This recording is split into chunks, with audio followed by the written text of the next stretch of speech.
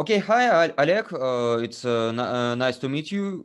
Finally, we have this meeting, and I want to speak with you about the situation in Russia, especially in the context how it will be in the future, and what is the reasons of these protests, and who is Navalny, and what are you thinking about it, and what IMT in Russia is planning there, and what they were doing.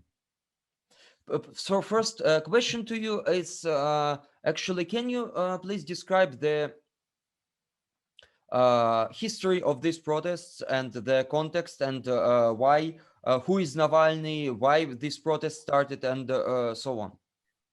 So first of all, to note the personality of Navalny, because obviously many connect these protests with his person, although it's not only about him, although he become kind of a catalyst for this. So first of all, Alexei Navalny, for most of the Russian audience, is famous as an anti-corruption blogger in the YouTube, where he published a number of uh, I'll say pretty much sensational uh, the documentaries where he were describing the corruption among Russian officials and especially high-ranking officials as leaders of regions, republics, and also Prime Minister Medvedev at the time.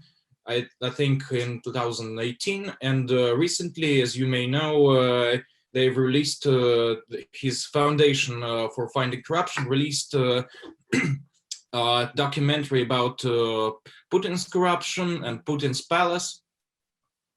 Also, he's notable to be for being a liberal politician with the populist rhetorics, because if you look up his statements on a pretty wide range of matters, we can say that they are all, bluntly liberal.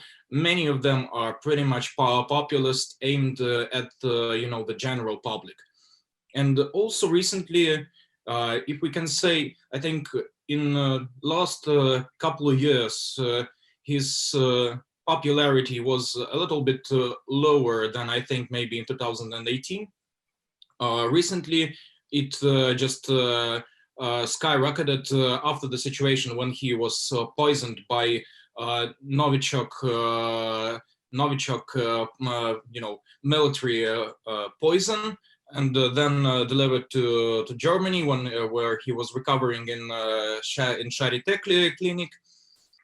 And then what really bumped up his popularity and impression about him among the general Russian audience was when he decided to come back to Russia, although the authorities were obviously making a lot of signals about that.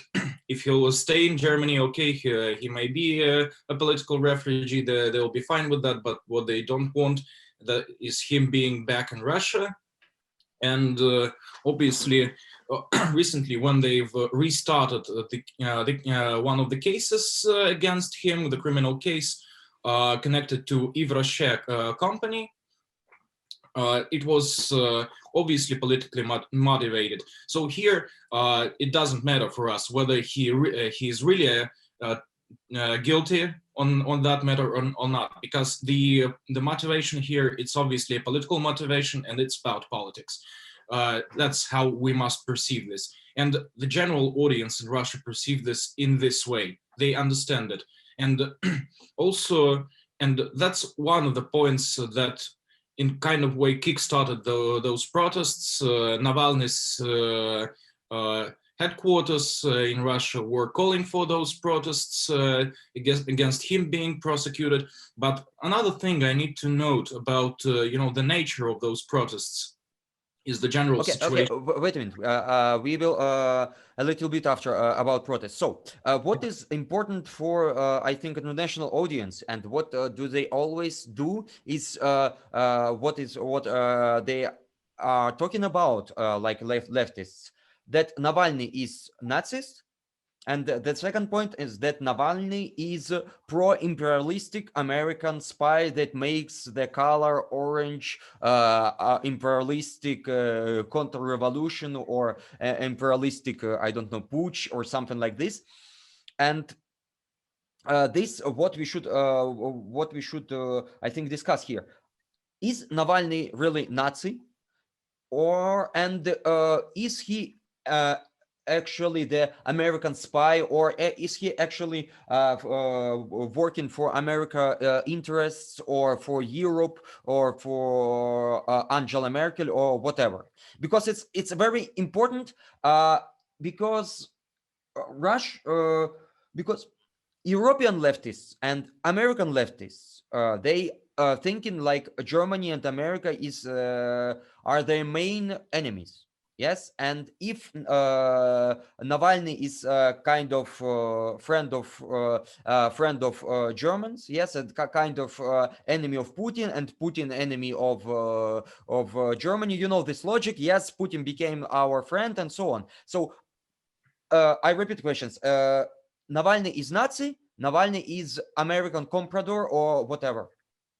Okay, first of all, concerning the accusation of Navalny being a Nazi, that's a pretty long-standing accusation, and it has its basis because back, I think, in the zeros, in I think 2008, maybe 2007, Navalny was actually, yes, he was actually attending those rallies and marches that were called in Russian Русский March, March, in English I think it will be March of the Russians or Russian March, I think in that way. And yeah, that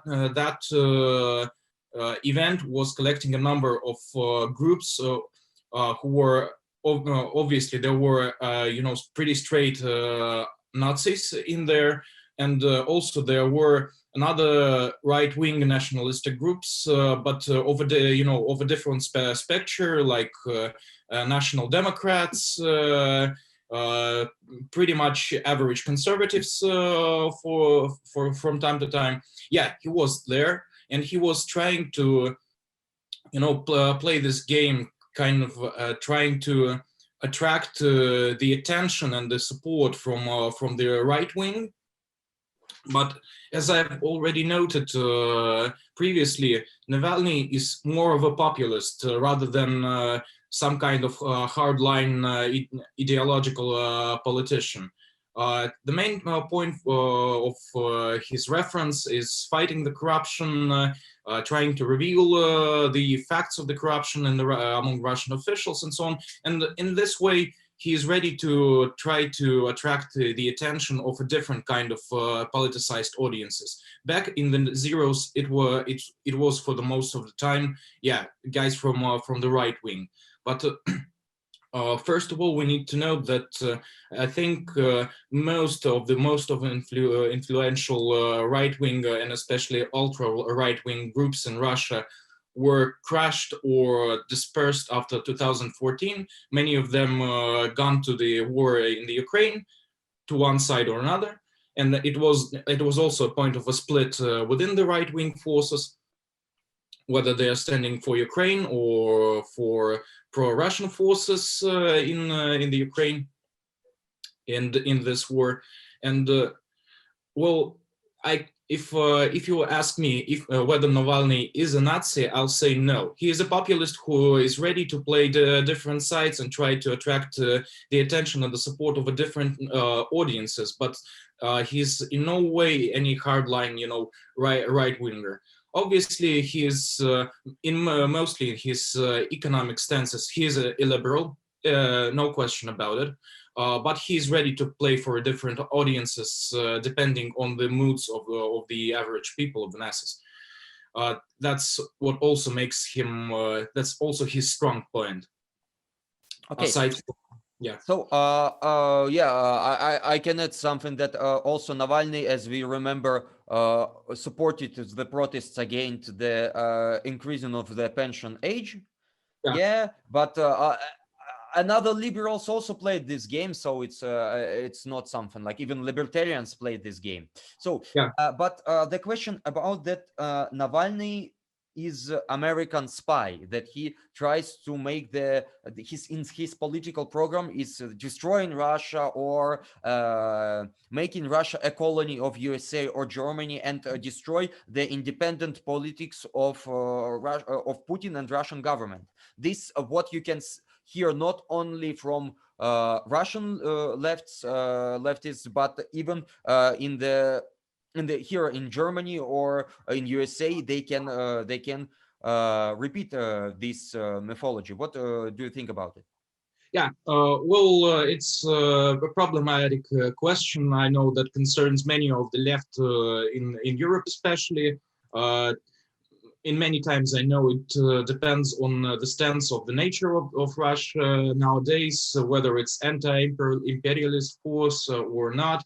I know that many see Russia as some kind of anti-imperialist force, but I'll say when we're talking about the Berlin, the Washington and Moscow, we're talking about the competition of the different imperialisms. And what Russia is doing on post-Soviet space, and not only post-Soviet space, we also see this in Syria, in different other regions, is trying to project its own imperialism to the space. And obviously, the competitors in European Union and in the United States, they are trying to play a game against Russia, but it doesn't makes Russia some kind of anti-imperialist force. It's just different imperialist we're talking about here.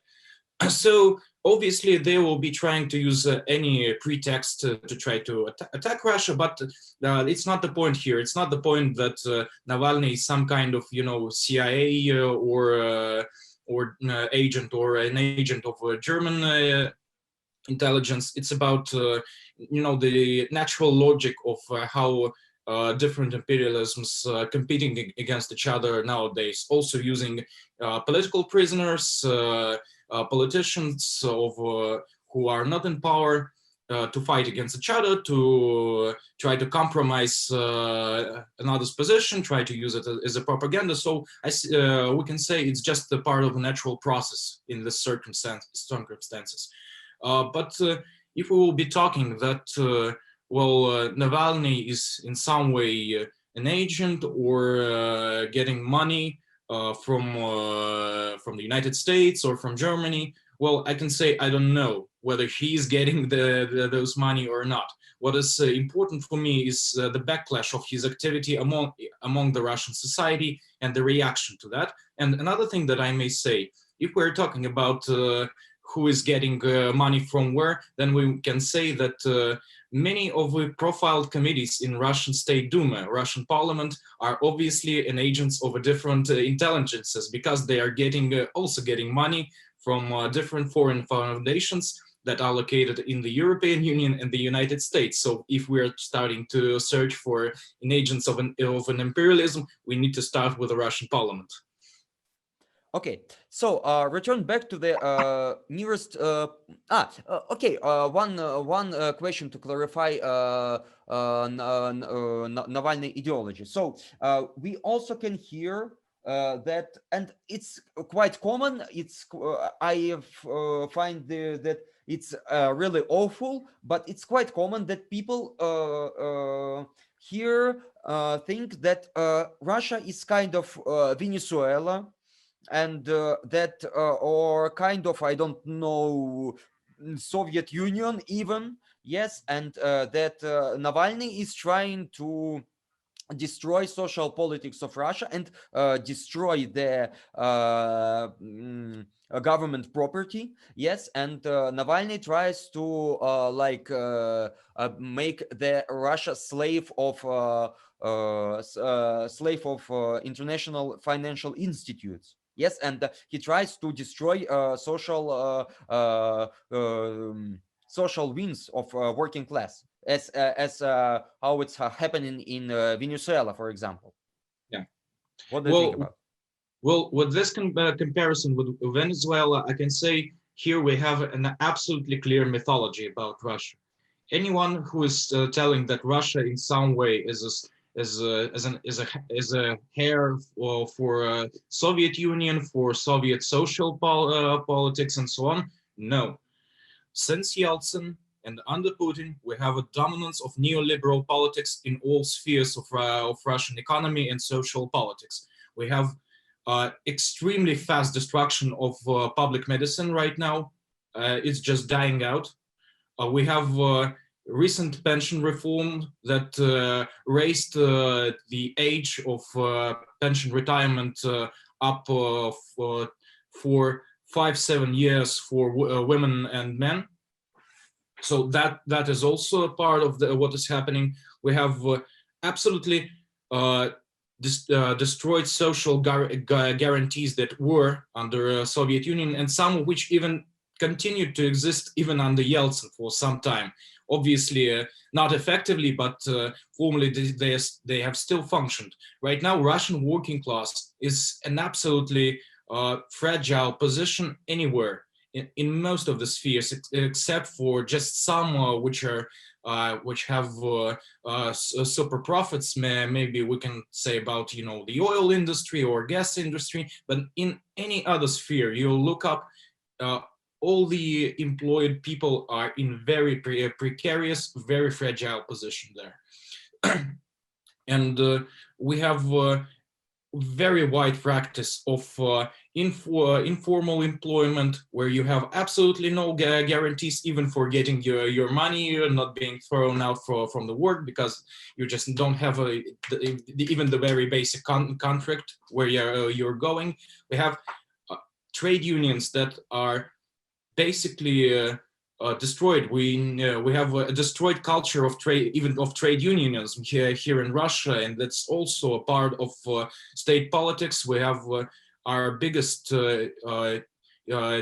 trade union federation is directly loyalist towards United Russia. This trade union federation was approving and I must say, not the average members of the unions that are in this federation, but the leadership of the union federation was approving pension reforms. They were accepting everything that was done in a neoliberal fashion. So we have absolutely nothing to compare with Venezuela if we're talking about Russia. If we're comparing in this comparison, I can say Venezuelan social politics is heaven compared to Russian social politics, and that's what's happening under Putin.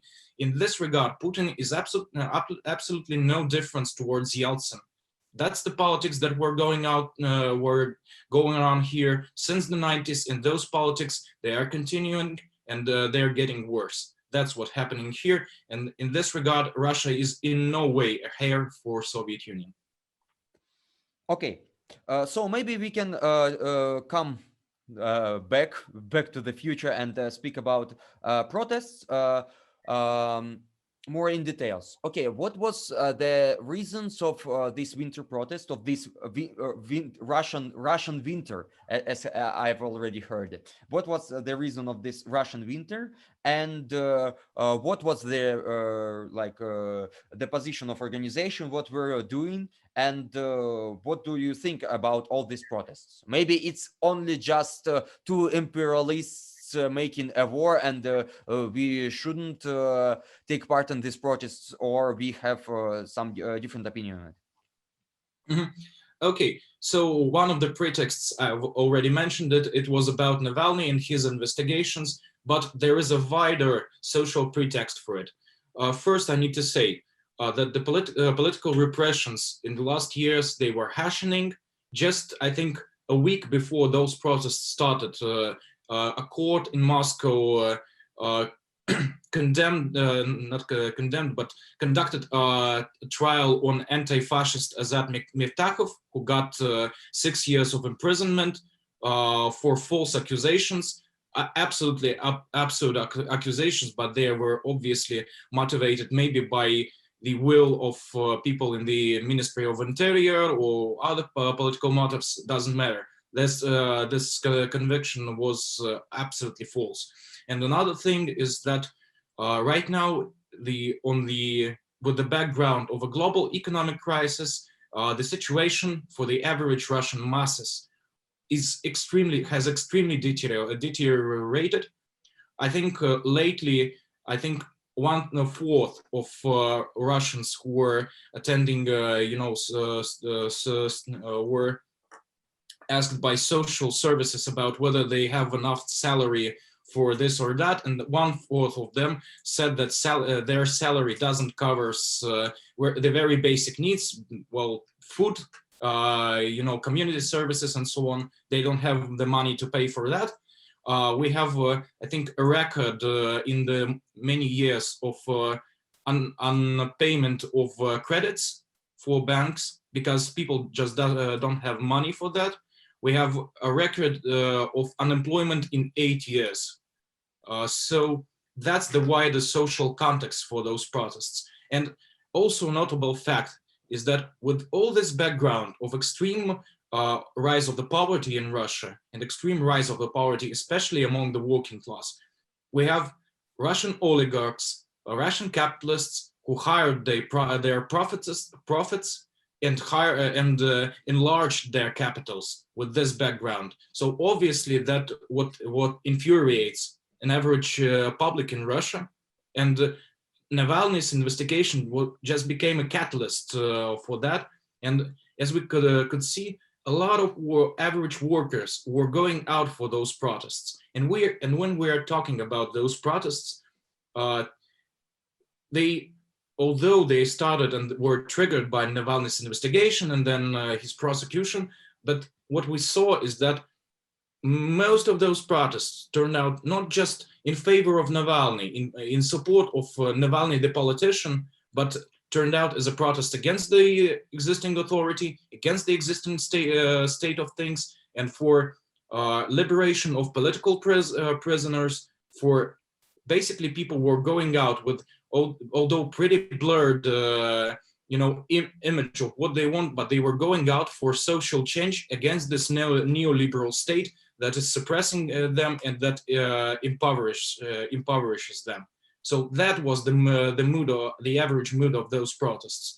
And Navalny and his colleagues, they were just able to get the attention of the masses. And here we have a pretty problematic point. Because obviously liberals are right now consolidating around the figure of Navalny. Obviously they are all supporting him, but that's the problematic point. It's not true if we read the news from yesterday. Yes, when the big party leader of Yabloko, it's like social liberal party, yes, told that Navalny making class war, power people against rich, and this Yabloko party shouldn't support him. Yeah, well, he just spelled out what they are all afraid about, because they want a controlled protest that will just put a little bit of attention on the authority, will open up things a little bit for them to jump in, but they don't want those protests to go out of hand. They don't want the masses to go out with their own slogans and put out their own demands. That's what they are afraid about, because obviously the more the masses will be involved in protests, the more it will be about the moods of the masses and what they want. And that's not what liberals want. They are obviously afraid of that. And when we're talking about the discussion on the matter of the protests among the left, here we have, on the one hand, some of the organizations that just took pretty much a position just to participate in the protests. And there's another extreme from the part of the people who we here sometimes call maybe red conservatives or red Putinists, who were basically consolidating around the slogan, this is not our war, this is not our protest. And they were calling for leftists just to ignore those protests, do nothing, sit in their homes, maybe read a little bit of books, but no participation, no agitation. And when we're talking about the position of the Russian IMT section here, what we've said is that those protests, as I already mentioned, they are obviously sparked by the objective socio-economic conditions in the country. They're obviously going with the background of a lot of social anger, a lot of anger against the existing authority, against the existing state of things. And if Navalny were able to spark those protests with his media and with his investigation, it's not about that people who will go out there, they will be automatically all liberals, all hardline liberals. No, it's something, it's about that. The thing that we, the left, were lacking last years. We were lacking the media resources. We were lacking good instruments to reach the masses. And parliament resources, yes. Yeah, obviously.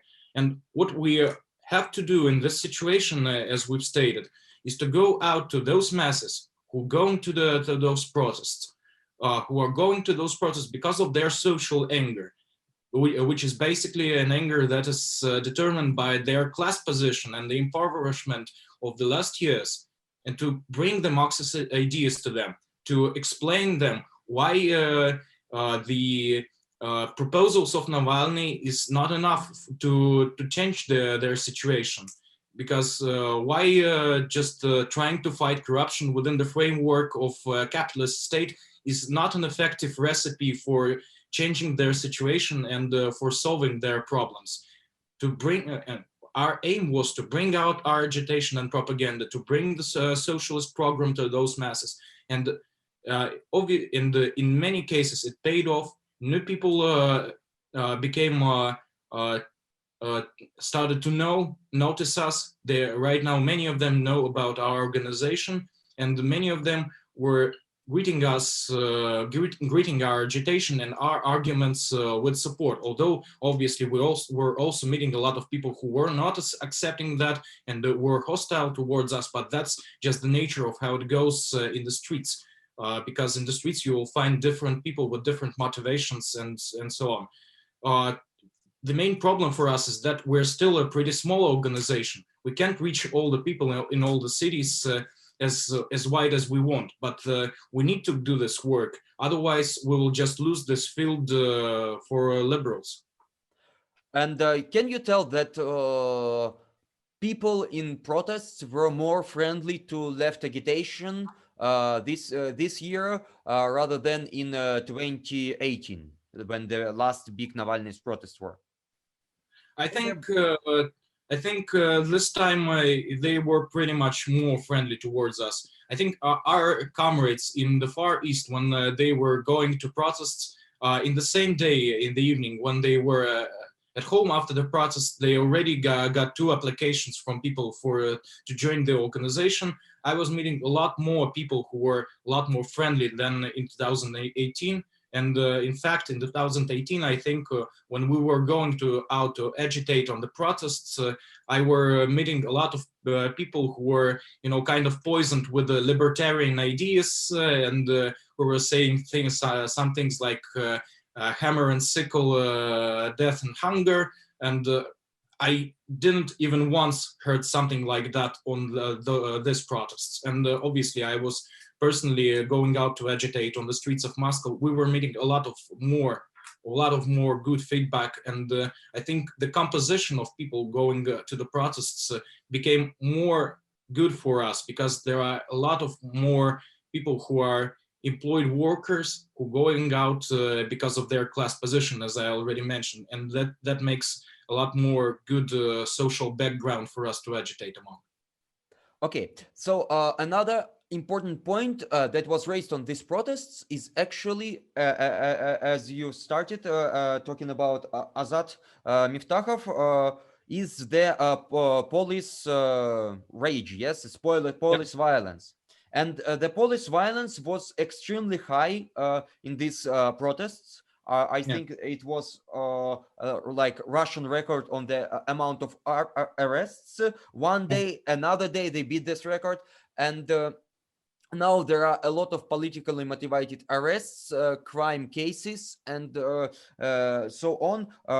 Why it's happening? Why it's happening? Putin doesn't afraid anymore, or he is afraid about Belarus scenario, or he wants to go to Belarus scenario and just arrest all the people, and people won't go to the streets. Why this violence extremely raised? I Not think not because of COVID, of course. I don't think that really Polish people think about COVID. yeah, obviously.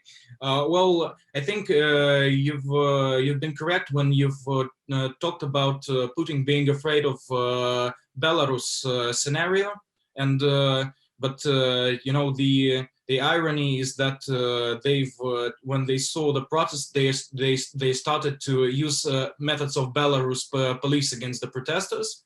There was a lot of extreme brutality. I don't think I've up till this point I've heard about any direct tortures like it was in Belarus when people were very harshly beaten by local KGB and so on. Or but no, it is already the one of the girl was complaining about tortures, and now she's arrested for 2 weeks. It's already we can hear it. Yeah.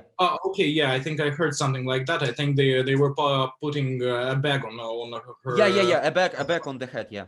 Yeah, but in the streets they were using extremely brutal methods. They were beating people. They were using tasers, you know, those electric things against people. And some of the people I saw in, for example, in Chelyabinsk city, one of the protesters, they put him on the ground and started, you know, choking him like they were, you know, choking this poor guy Floyd in the United States. Yeah. Yeah, and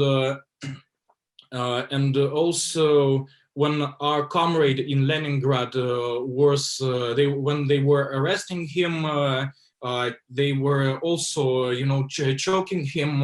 They were first they put him on the ground there and started getting him up, and at the same time they were choking him. So that's what we saw. And another comrade has a broken arm. Yeah. Also, they've broke his arm. So that's what's happening. Also, if we're talking about the brutality, it's not only the brutality in the streets, but the brutality in the police centers and the prisons where those prisons for people with administrative arrests, where they are overcrowded. People getting water maybe 2-3 glasses a day, very poor ration. Basically, that's what we also can call a torture. And if we're talking about some other cases, when there were protests just a couple of days ago, at the 2nd of February, when Navalny got his, criminal conviction. The night, it was Tuesday. It was Tuesday. It was late evening. Yeah. Sorry. Yeah. So 2 of our supporters were arrested in the center of Moscow, and they also were in the police station with no water or ration, and they had to spend night there.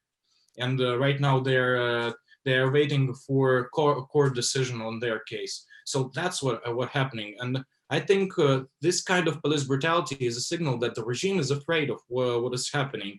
It tries to push as hard as it can to beat the protests to the ground. Up till this point, I think we have more than 6,000 people, more than 6,000 people arrested. Lots of them detained.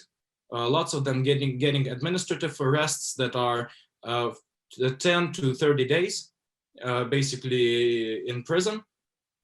And maybe they got the result they wanted if we're talking about just crashing this first wave, because they arrested a lot of people. They're trying to use terror methods against people, but I don't think they've solved the problem. And I think we will see, obviously, the second wave of the protests by the spring, and especially in the autumn when we will have Okay. election. It's a little bit. So what I've seen about these protests and what I'm seeing now, that it's really awful that now they are making new cases because they are using their face recognition in cameras. And these Yeah, face recognition systems works even without with COVID masks, and yeah, they recognize people and arrest them after meetings, and they are arresting. Yes, so the 6,000 of people is not the final, and we yeah, don't know how many the real cases with real criminal cases they will make. yeah, Also, what is very important that actually, for example, our ministry department, where is Zakharova? How does it called? Ministry of Foreign Affairs. Yes, foreign ministry made the TikTok. Yes, and in this TikTok they are talking about Navalny. From the television, they are talking about Navalny. They are talking about Navalny's movie. Yeah, This is something is really different. What was before? Navalny was just the like Berliner patient, or that man, and now yeah, they're talking about him directly. yeah, Okay, so but what is interesting here in the protests that Navalny actually there were four protests. Yes, when Navalny came, big protests in this 23rd. yeah, Also big enough protest in the 31st, when they yeah, closed all the streets. Yes, they closed yeah, all the streets. They blocked center of St. Petersburg. They blocked center of the Moscow, yeah, and there was protest in this 2nd of February. yeah, And after Navalny, Navalny's the colleague, he announced that protests should stop. yeah, yeah. Why? And what do you think about it? Well, they're talking about yeah, his colleague. His name is Leonid Volkov. He called for protesters to put the protest on the pause, as he formulated it. Uh, and as they say about their motivation is that they want to take a break, get their things together, accumulate the power and then restart the protests in the spring. I think they'll do that, obviously. But one of the things is that their organization, Foundation for Fighting Corruption, it took obligation to compensate for people for administrative Fines. Measures. So they're paying money for pennies for penalties that put on people.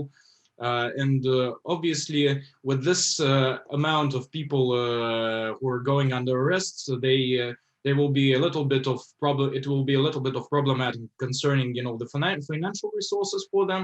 And another thing is that I think they are afraid that with this amount of arrests and police brutality, the protest may lose the momentum if they will be restarting it every weekends. But one of the things that is curious is that after they called on that, many of the people themselves said, no, we want to continue, and we will be going out to the streets. So that also shows, the potential for those guys to lose the grip or their grip on the protests, lose their control of the protests. And that's also a very, very important thing that we need to note, is that masses, they are not just, unthinking slaves of Navalny and his colleagues, but they're also trying to find a way of self-organize and go out to the streets. And that's very important for us as a left. That's a very important sign. So another thing I think... But protests are, I think that protests are over, that the people don't go to the streets, or you can see that small crowds are going to the streets, or what's happening now. Right now, it's just small crowds. So obviously they will be waiting for, the reaccumulation of enthusiasm and, the readiness to go out to the streets, because right now there is what we can call a little bit of a shock, or among many people about the police brutality. Many are afraid. Many are afraid that the protests will gain nothing, but they will be harmed. They need to just take a little break, to think it over. But as I've said previously, the social background for those protests, it doesn't goes anywhere, and it will be only getting worse up till the point of the elections in September. And I think after the elections we will see a very wide new wave of protests all over the Russia, because obviously they will be making falsifications. Already they are arresting the oppositional parliamentaries, members of the parliaments. In fact, today is the 9th of the 8th of the February. Today, the member of the parliament from the Communist Party, Bondarenko, was arrested, and he was one of the most outspoken critics of the Putin's regime in the Communist Party. 1 million subscribers on YouTube on his channel, by the way. Yeah. So it's a very interesting and important point that we go in is CPRF. So we will have so agenda is that we will have the elections in autumn. Yes, and Navalny is planning protests in summer. But if we are talking to CPRF, there is two events that are coming. First event is announced by the leader of the party, Zyuganov, announced actions in the 23rd of February. And the second is the Congress of CPRF. And we know, maybe you can tell more about the situation in CPRF, that there are two wings currently, yes, with Rashkins and Zyuganov, and maybe you can comment on this. Well, right now the Communist Party is in pretty difficult situation, to say the least. I can first. They have problems about whether they will be winning. Just for reminder, so Communist Party of Russia is actually the biggest opposition party in Russia. They have they are in parliament of I think every town, every city, and in the big Russian parliament in Duma they have I think 20 or 30%, something like this. So it's the real strong force, and we should talk about it. Yeah, obviously. Well, there is a problem. First of all, the problem of the elections. They're not sure about how to win those elections. They're thinking over the tactic, maybe trying to get some concessions from the part of the regime, trying to reach some kind of agreement and get some amount of votes that will be guaranteed to them by the regime, or maybe try to go a little bit more to opposition and try to act a little bit more brave, maybe I can say. And that's the problematic thing, especially in Moscow, where the Central Committee has a conflict with the local First Secretary Rashkin. There is a really high potential that he will be ousted from his position. Maybe there will be a full-scale purge in the Moscow organization of the Communist Party, because there is obviously a conflict. And another thing, if we're talking about the Communist Party and these protests, there is an ambiguity. On the one hand, Zyuganov, as a Secretary General, he always plays more to the part of the authority. He's saying that Navalny is a foreign agent, is that he wants to destroy Russia and so on. But if we're going away from, turning our heads away from the leadership and try to look to the local branches of the Communist Party and the mood among the members of the Communist Party and the members of Komsomol, Young Communists organization, we will see that many of them understand the nature of those protests and they want to go and agitate there. Especially I can see this in Moscow, where we have pretty good connections with the local Young Communists organization, and they want to go out and participate and agitate on those protests. And that's the case in many different regions. We can see different regional branches of the Communist Party taking different stances on that matter, even if we're talking about those local leaderships.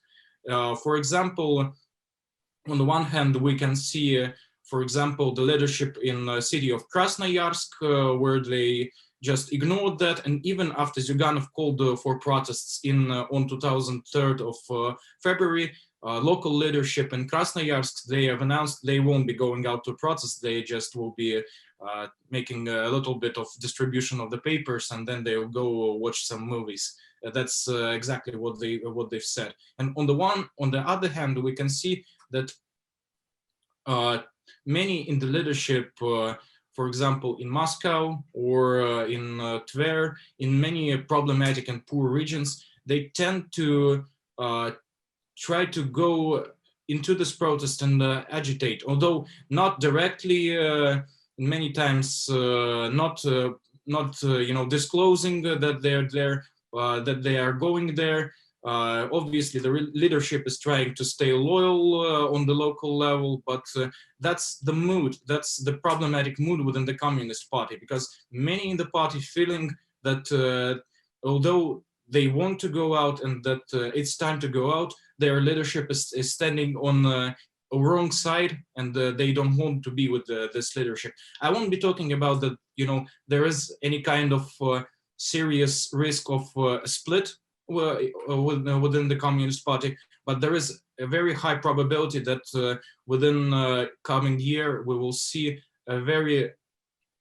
some kind of a big purge there, and we will see a lot of people purged from the party, and they will need to try to find some way how to organize themselves and put themselves out politically, maybe organizing a new party, maybe joining already existing left-wing groups in Russia.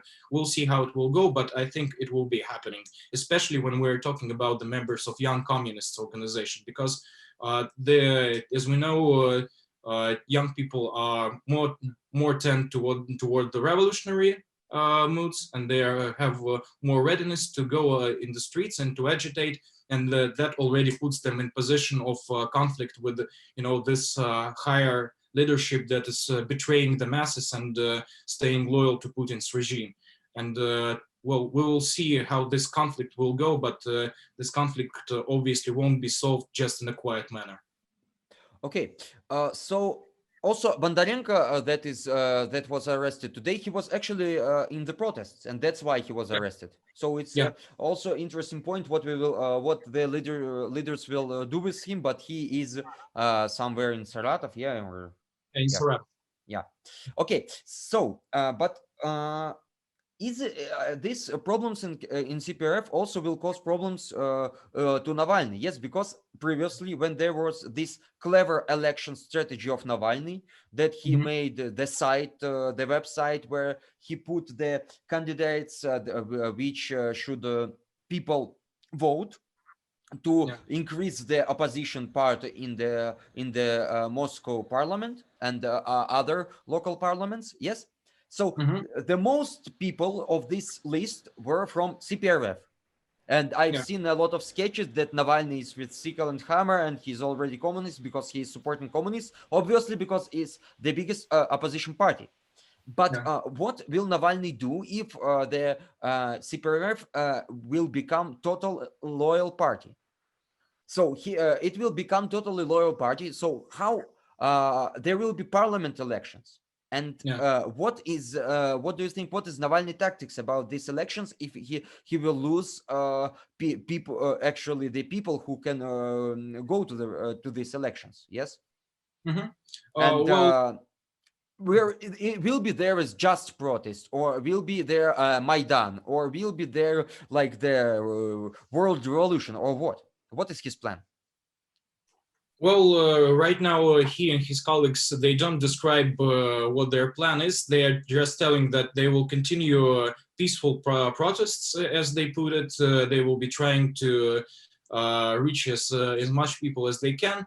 Well, concerning the situation of potential purges in the Communist Party, it also a problem of what will be happening on the left flank after that, whether left forces, if the Communist Party will just give up any kind of social left rhetoric and become just a Putin's loyalist. Obviously, it will mean a moment for the alternative left forces to reconsider their situation, trying to find maybe some kind of new forms, because it will also be in the context that a lot of people will be purged out of the Communist Party. They will be searching for a different flank. I won't be saying too much into future how it will go, but if the Communist Party will become just a loyalist party, well, Navalny will have to look another way. On the one hand, we have this liberal left Yabloko party, but I don't think it's strong enough to be a force on the federal level to oppose the standard parliamentary parties. We have just Russia party that is obviously absolutely loyalist towards Putin's regime. Now they actually united with the this for the Truth party that is 100% loyalist, and they are like the we should forget about this, about Justice Russia. We should forget. Yeah. Also, there is a liberal democratic party that also tries to play populist card, but on the other hand, this party is also absolutely loyal to Kremlin. When the governor of one of the regions of Russia, of Khabarovsk city, that was a member of the Liberal Democratic Party, was arrested, and there was a wide-ranged protests against his arrest. The leadership of Liberal Democratic Party, they just gave up on him. They just betrayed their own one of their strongest politicians. So obviously Navalny will be looking up for different places to go, but the problem is you almost don't have any different places to go. And if the Communist Party will turn itself out to be just absolutely 100% loyal to the regime, it will mean that there will be only one option for Navalny and all people who are ready to protest and try to oppose the authorities to go with is street protests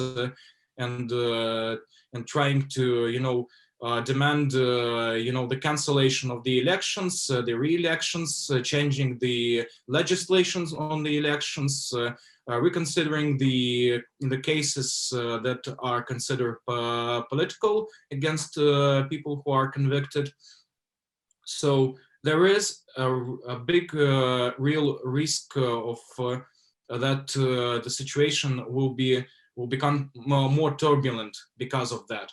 But it really right now depends on the balance of the forces and the actions of Kremlin itself. If they will be crushing any kind of this legal options for oppositional politics, then they will be just pushing people into more of a radical politics. Obviously, I will be meeting that with greetings, but I'm not quite sure that if any of the tacticians in Kremlin haven't lost all of their mind already, they won't be doing that. They will try to make some kind of way for people to legally put off some steam in order to not to make the situation extremely turbulent. So we'll need to see how they will be acting. Well, right now they've enacted an extreme police brutality. Maybe it's a sign that they will be pushing harder and trying to close any opportunities for legal manifestation of the oppositional moods among the population. But I don't think that this is some kind of predetermined scenario. Okay, so I've read that actually a lot of politicians and analytics talking that all these protests were prelude for the autumn elections, and so there will be spring protests. But the spring protests and all these protests that we will have is only prelude for the 2024. Yes, the new presidential elections, as far as I calculated well. Yes, 2024 new presidential elections. Yeah. So, what do you think? Maybe it's the main fight will be in 2024 rather in this year. Well, I'll put it in that way. Well, if the authorities will able to suppress the protest this year, although it already has a pretty explosive potential, well, maybe yes. Right now, it's not strong enough.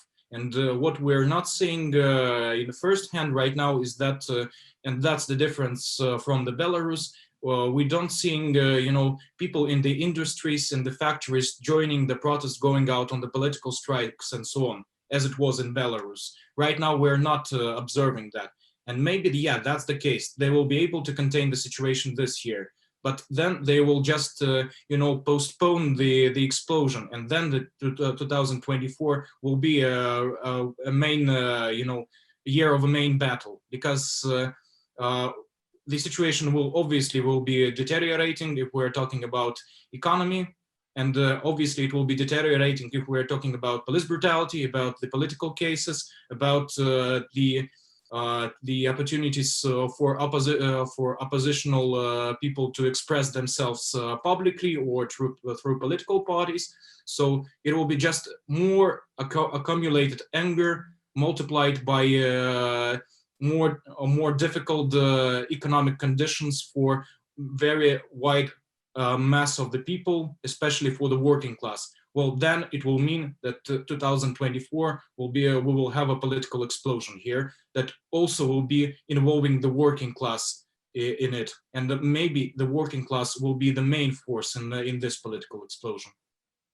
Okay, and we can turn to the interesting question to our listeners. It's the international politics. Yes, because everybody is talking about Nord Stream. Yes, that I'm calling my grandma. She's in St. Petersburg, and I'm how are you, how is your health, what problems with lockdown? And he told me, please tell me that Nord Stream will be built. Please tell me that Nord Stream will be built. Why it's so important, I don't understand. And here in Germany, everybody is talking about Nord Stream and that it will not be built because of Navalny and sanctions. And what do you think about Nord Stream? What do you think about sanctions? And what do you think leftists should do in Europe in case of Russia? Should we support sanctions? Should we talk about sanctions, or what? What do you think about international aspect of these protests? Well, if we're talking about Nord Stream, I can say it will be built because it's about business. And if we will look up the sanctions that Navalny's colleagues are calling upon from the part of Western politicians, they're not calling for some kind of economic nationwide sanctions on Russian state. They are calling for personal sanctions on Putin and his accomplices, on Putin's environment. They are not calling on the economic sanctions on Russian state in general. So that will mean that Navalnyists themselves they are not demanding the construction of Nord Stream to be stopped. And but if I were, a leftist in the West, I would have been calling for the construction of Nord Stream to be stopped, for Western countries to put. You wouldn't call for it. Yeah, no, I would be. I would have. Ah, you would call you. So you would want to Nord Stream to stop. Oh, okay, why? Yeah. To put as much pressure on the Russian regime that is detaining people in absolutely criminal manner. And if you look up, a lot of people who are harmed and detained by Putin's regime are basically Russian anti-fascists. So That's one of the points I'm talking about here, and that's one of the points because of which I would have been calling for that. But obviously, that will be also, in a way, just a public manifestation, because as we know, in within the framework of capitalism, the money and the interest of the capital is a decisive factor. We can call upon the parliaments as much as we want, but since business and the capital is a decisive factor, they will be doing what it demands them to do. So that's the thing I can say here. Yeah, Ukrainian nationalists, for example, always complaining that a lot of Ukrainian oligarchs making business with Russia. Yeah, They just always talking about it. Yeah, yeah, yeah, and it will be the same here. And yeah. yeah. Okay, and so we should. So somehow you think that we should put more international pressure on Russian government, yes, and like make them suffer, yeah. Okay, and another question that is coming in my mind. So about the USA. Yes, we are talking about more Germany and Russia. Yes, Nord Stream. But what do you think? Is there really interest of USA on this protest? Is there any hand of USA, or they are just very busy with their stuff? Well, I think considering the turmoil that is still going on in the American politics right now, they are a little bit more concerned with what is going on home rather than what is going on in Russia. But obviously, we have always to consider. The competition of the American imperialism with the Russian imperialism, and obviously we need to consider the standard opportunism of American foreign policy. So they will be using any formal pretext to try attack competing capital. But I don't think that's the main point of their concern right now. I think they're more concerned right now with what is going on home. Okay, and I think that's all. And if you can say to our listeners, to our auditor, you can just yeah. Well, for German comrades and audience in Germany, I can say only that deal with any kind of illusions about Russian regime. It's the same regime of a dictatorship of the capital, and the aim of Russian left and the left all over the world is to crash this regime and also crash the capitalist regime in Germany, in the United States, in anywhere in the world. That's our aim, and that's our global fight. So that's the thing that we have to be aiming on. And well, the last thing I can say, Rot front. Yeah. Okay. Thank you. It was Oleg from International Marxist Tendency in Moscow, in Russia. And thanks, Oleg, very much for this interview. Bye. Bye.